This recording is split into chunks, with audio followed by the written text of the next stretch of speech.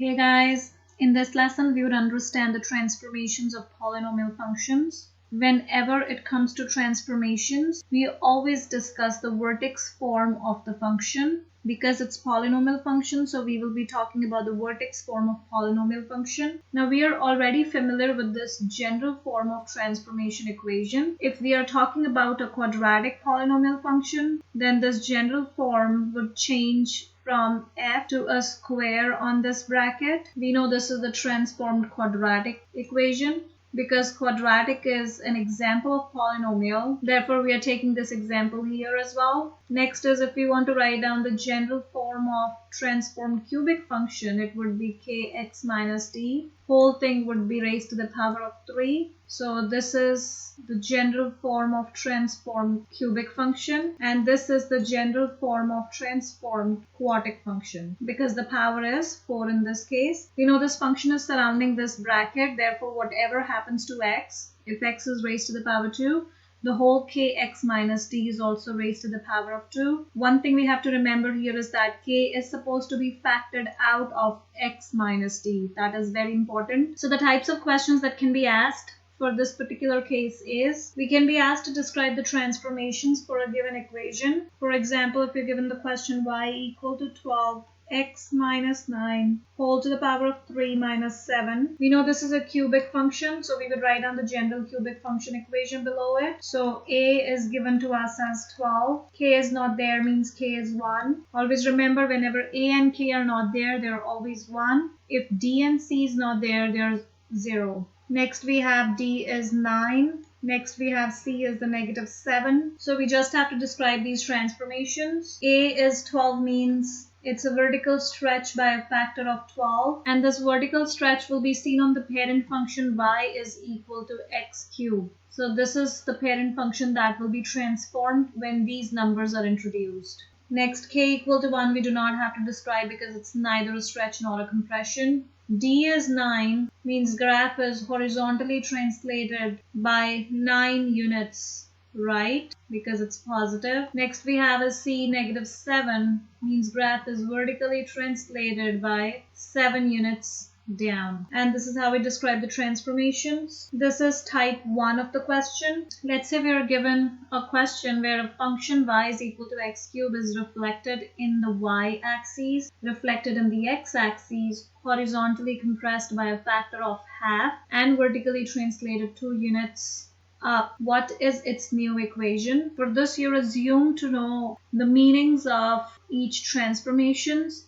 If you need more clarification, it is recommended that you watch Introduction to Functions Transformations video that explains the basics of transformations and transformation parameters. Now in this particular case, what we're going to do is we're going to write these meanings in parameter form. So reflected in the y-axis means k is negative. Reflected in the x-axis means a value is negative. Horizontally compressed means k has a value and it's horizontally compressed by a factor of half. We know whenever we write down k from mathematical to word form, we flip it. So the value is flipped. Similarly, when we go back from the word form to mathematical form, we're going to flip it back. So k is negative 2. These 3 transformations have been taken care of. Next is vertically translated. Vertical translation means c is given to us as 2 units up. So it's a positive 2.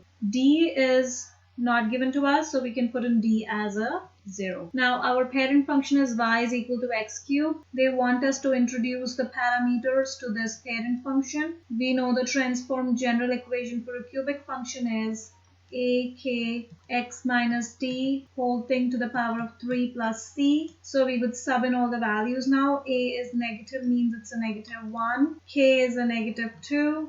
X minus 0 whole thing is cubed plus 2. And this is our transformed function or the new equation. If we want to simplify this, we can write it down in simplified form, and that would be, because x minus 0 is x, this whole thing is cubed plus 2. Let's say to the same question another part was added and they had given us if y is equal to x cubed, that is the parent function, passes through the point 2, 8, find the coordinates of the new point on the new curve described by the transformations in part A. Now, since this is the equation that we get from part A, this equation has already been worked upon using these transformations that were described in part A. So whenever we are given the coordinates on the parent function, our parent function is y is x cubed, the coordinates are 2, 8. We want to find out the coordinates for the new function that have underwent transformations on the parent function, and that new equation is y equal to -1, -2, x whole thing is cubed plus 2. So whenever the equation undergoes transformation, the old coordinates would be worked on the basis of the mapping formula to get the new coordinates. So this is our x value, this is our y value. The new x value would be equal to x over k plus d, and the new y value would be ay plus c. So these are going to be our new coordinates. We know from here k is -2, a is -1, c is +2, and d is 0. So we can use the old coordinate x. K we are given to us as -2.